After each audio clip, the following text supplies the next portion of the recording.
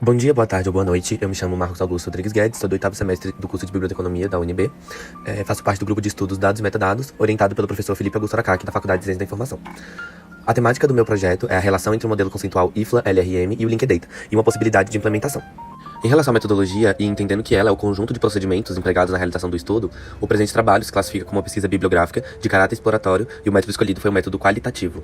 Em relação às bases de dados, as escolhidas foram a Brapse, a Lisa, a Lista, Scopus Preview e, por fim, a Web of Science. Em relação aos recortes temporais, tipos de obra e idioma, as obras foram recortadas com base nos últimos 10 anos, a tipologia dos documentos escolhidos foram artigos, livros, trabalhos de eventos, teses e dissertações, e a gente escolheu obras nos idiomas português, inglês e espanhol. Introduzindo o tema, é importante entender que após a Revolução Industrial, houve uma explosão informacional, que foi possível através do advento da World Wide Web e a partir dos avanços tecnológicos. E essa fase das webs, elas foram divididas em 3 fases. A primeira, ela foi categorizada como read only, ou seja, apenas leitura. Os usuários não tinham o poder de partilha e nem de contribuição, eles só podiam ser meros visualizadores. A segunda fase era a de share e de read write, que era de partilha e de ler e escrever, ou seja, eles se tornavam usuários ativos do meio. E a terceira fase, que é a qual nós estamos, é a fase da web semântica, que nada mais é do que a forma com que os computadores entendem os comandos humanos. E aí, a partir dessa evolução, foi necessária a criação de linguagens padronizadas e ferramentas de auxílio para que fosse possível fazer esse intercâmbio de informações. Entrando no referencial teórico, como dito anteriormente, as metodologias surgiram a partir da necessidade informacional. E o termo web semântica, ele nada mais é que um nome genérico desse projeto que pretende embutir a inteligência e o contexto nos códigos XML, para que se estruture os dados na web e se tornem passíveis de interpretação por máquinas, através dos agentes computacionais, o que os humanos gostariam de informar. Em relação ao Linkdata, é importante entender que o contexto dele com a ciência da informação é justamente como uma ferramenta para recuperar dados. E é por isso que essa criação aconteceu, que a motivação foi justamente para ligar a conexão, não apenas de documentos, mas também de dados, de uma forma compartilhada entre vários grupos e não apenas um grupo selecionado. E o objetivo da ferramenta é justamente esse, potencial para permitir uma revolução na forma como os dados são acessados e utilizados. Na usabilidade cotidiana da ferramenta, recomenda-se que as bibliotecas discutam a disponibilização de quais dados podem ser abertos e seus direitos, para que possam ampliar a participação das bibliotecas na padronização da web semântica. Por isso, foram criados alguns princípios. Para que eu possa explicar os princípios, é importante entender primeiramente o que é uma URI, que nada mais é do que um recurso que identifica algo localizando na web. Então, primeiramente, o primeiro dos recursos, dos princípios, é usar o URI com nome para as coisas. O segundo é usar o HTTP URIs, para que as pessoas possam procurar esses nomes. O terceiro é que quando alguém procurar um URI, fornecer informações úteis usando os padrões, como o RDF ou o Sparkle. E o quarto é incluir links para outros URIs, para que eles possam descobrir mais coisas.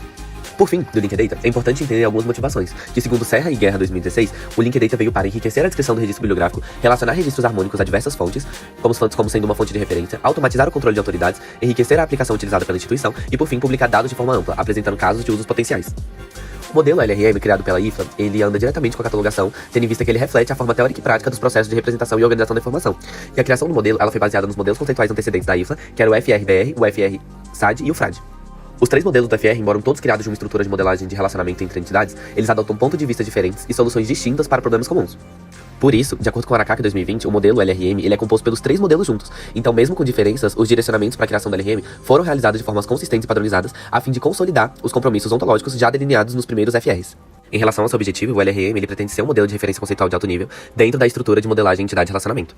O modelo LRM ele visa criar princípios gerais explícitos que governam a estrutura lógica das informações bibliográficas. E no âmbito da ciência da informação, ele considera essas informações bibliográficas de interesse das bibliotecas. No entanto, o modelo ele revela ser um ponto em comum e uma estrutura subjacente de todos os recursos bibliográficos, não só da ciência da informação.